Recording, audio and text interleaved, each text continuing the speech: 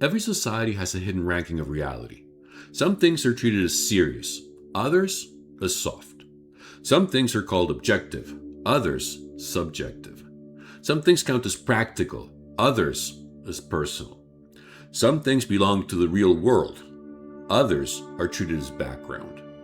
Productivity sounds serious, burnout sounds personal. GDP sounds serious, social fragmentation sounds secondary. Policy sounds public, care sounds private. Growth sounds real, ecological damage sounds like an externality. Facts sound rigorous, interpretations sound soft.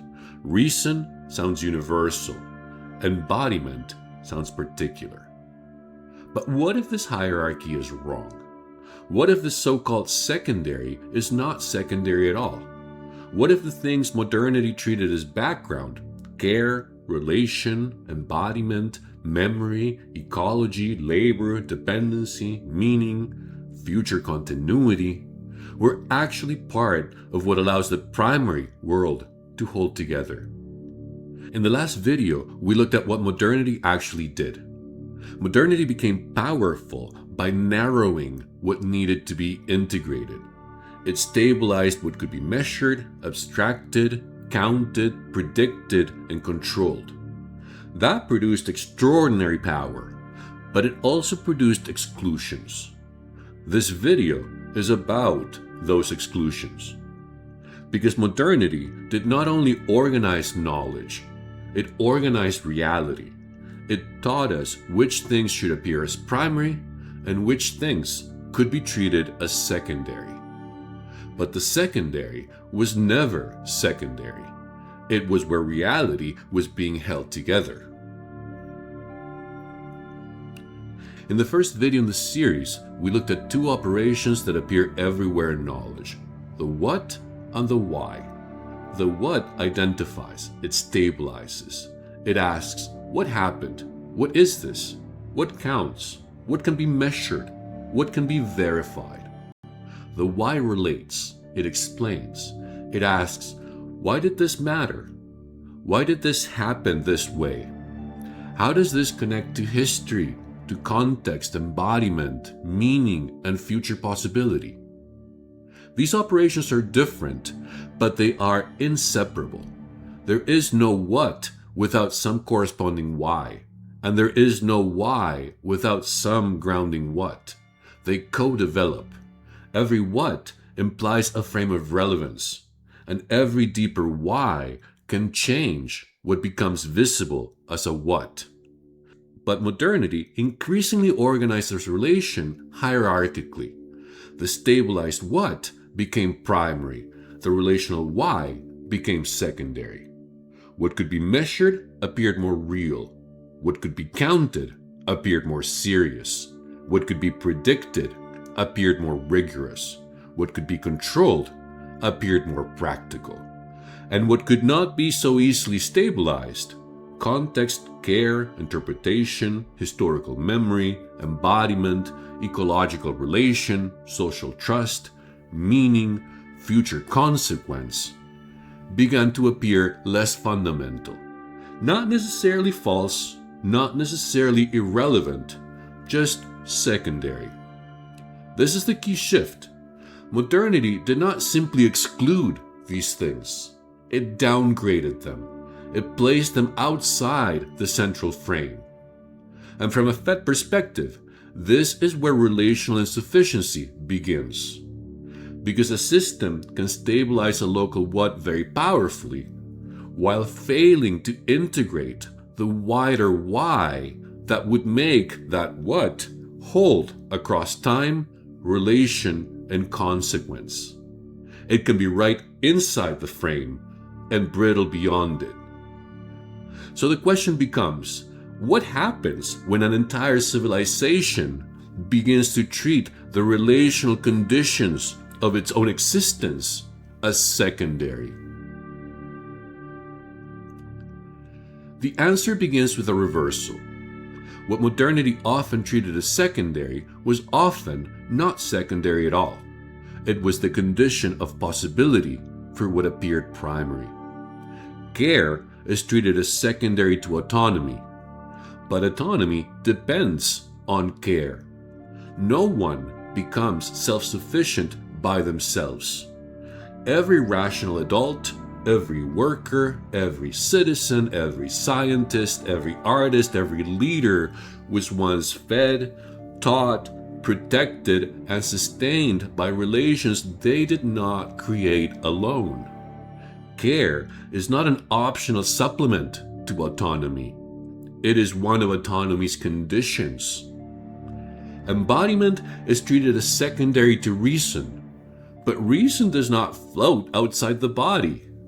Thinking depends on attention, fatigue, emotion, perception, movement, health, hunger, fear, and lived orientation in the world. Reason is not less valuable because it is embodied. It is possible because it is embodied.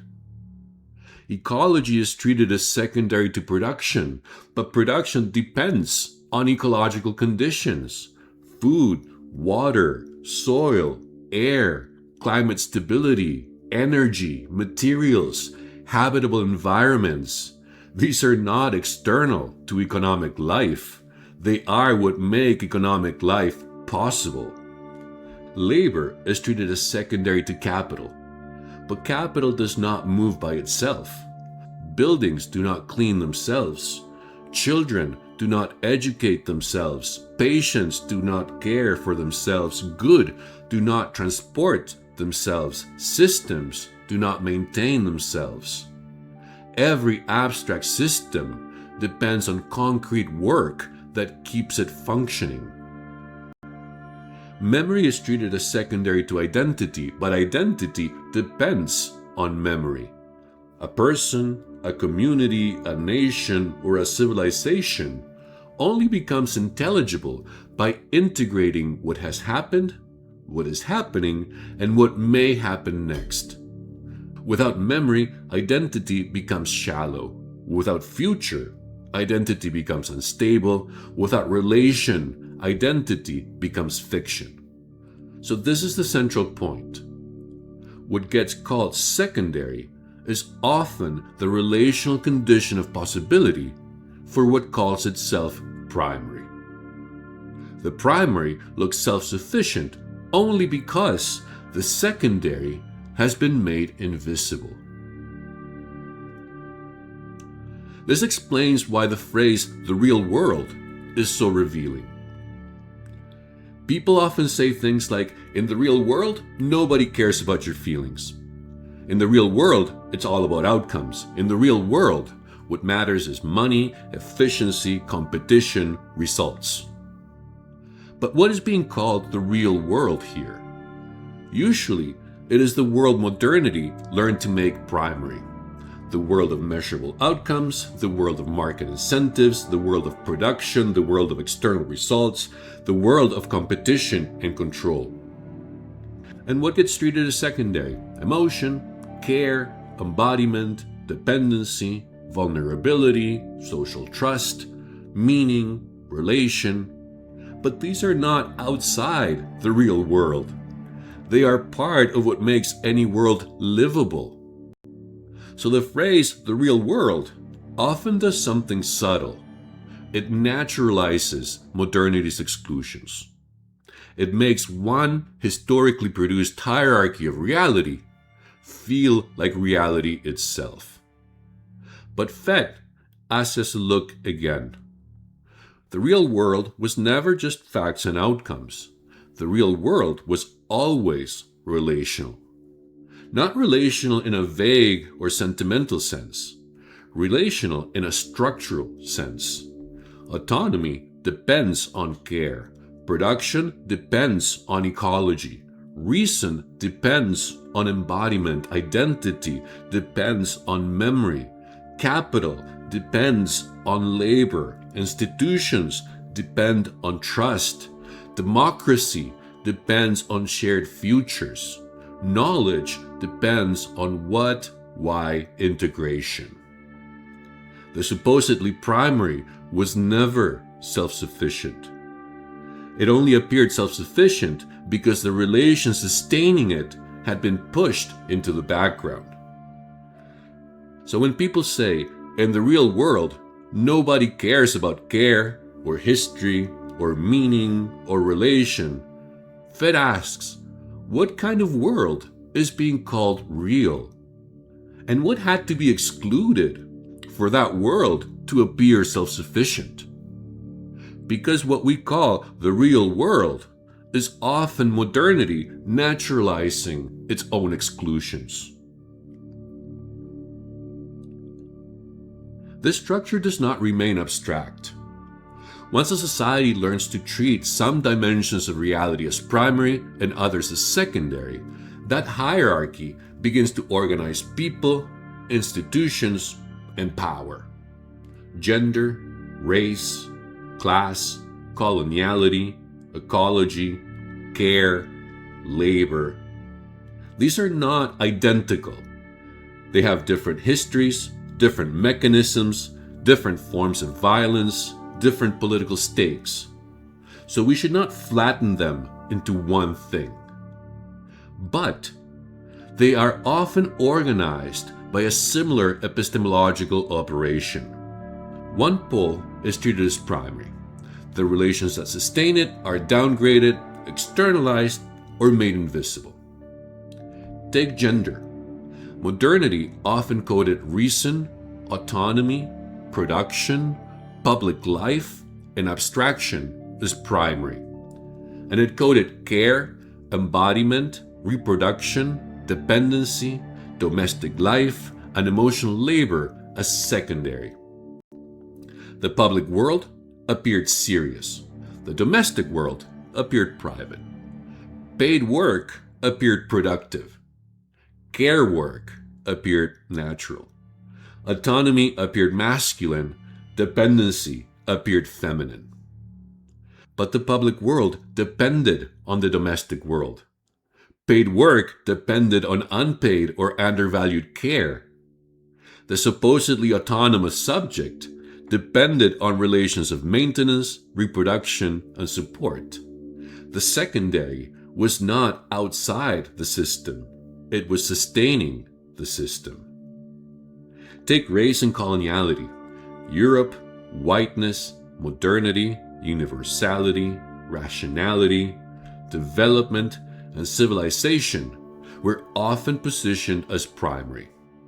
The racialized, the colonized, the local, the traditional, the embodied, the ecological, and the non-modern were positioned as secondary. Not merely different, less developed, less rational, less universal, less fully human. Coloniality did not only rank people, it ranked ways of knowing, ways of being, ways of remembering, ways of relating to land, ways of organizing time, and ways of imagining the future. It made one historical form of humanity appear universal, while making other forms appear partial, backward, or deficient. Take class and capitalism. Capital, ownership, profit, productivity, growth, management, and efficiency became primary. Labor, maintenance, exhaustion, social reproduction, public health, community stability, and ecological cost became secondary. The system sees output. It struggles to see depletion. It sees productivity. It struggles to see exhaustion. It sees growth, but struggles to see the relations that growth consumes. Again, these structures are not the same.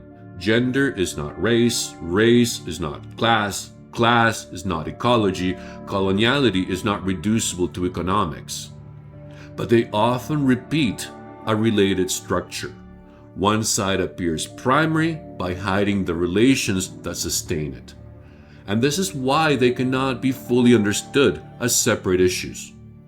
They are connected through a shared pattern of under-integration.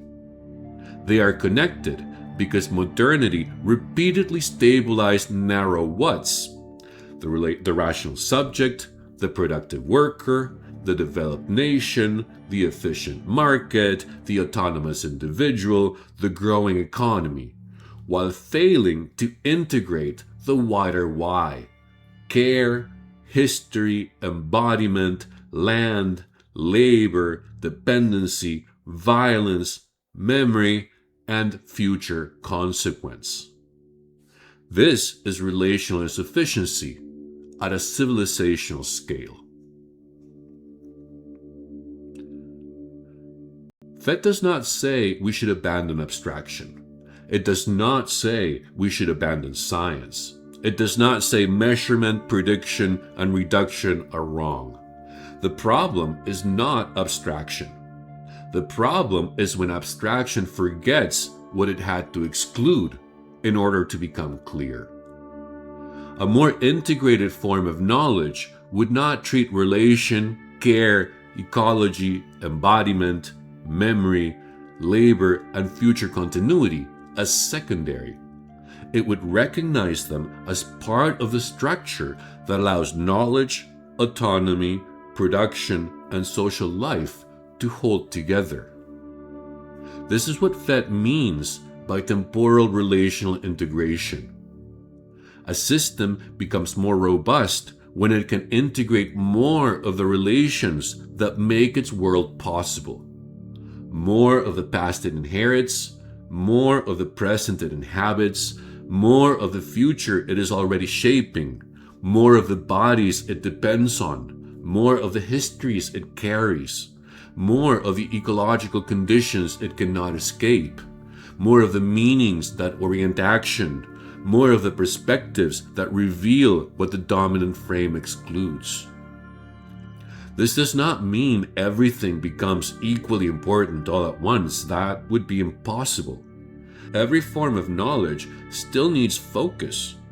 Every model still needs boundaries. Every concept still excludes. But rigorous knowledge remains accountable to its exclusions. It remembers that what it brackets may later return. It keeps open the possibility of reintegration. That is the difference between abstraction and brittleness. Abstraction narrows in order to see. Brittleness begins when narrowing forgets that it narrowed. And this is where the next video begins. Because what gets made secondary does not disappear. It accumulates, and eventually it returns. Modernity became powerful by narrowing what needed to be integrated. It stabilized facts, objects, metrics, outcomes, individuals, markets, and systems. That narrowing produced extraordinary achievements, but it also produced a hierarchy of reality. Some things became primary, others became secondary. And the tragedy is that many of the so-called secondary things were never secondary at all.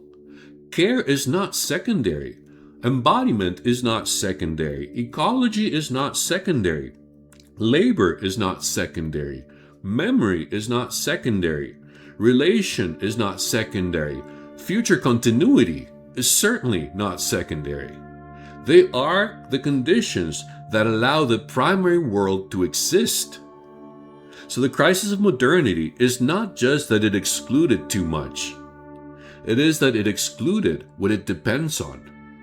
And when the civilization excludes what it depends on, eventually, what was treated as secondary returns as primary. In the next video, we'll look at that return, why the future feels so fragile, why climate, care, labor, memory, inequality, and social trust no longer feel like separate issues, and why our institutions struggle to integrate the very relations they once treated as background. If you'd like to explore how consciousness, meaning, knowledge, and society connect through time, consider subscribing. I am, therefore I think. Thanks for watching, and I'll see you in the next video.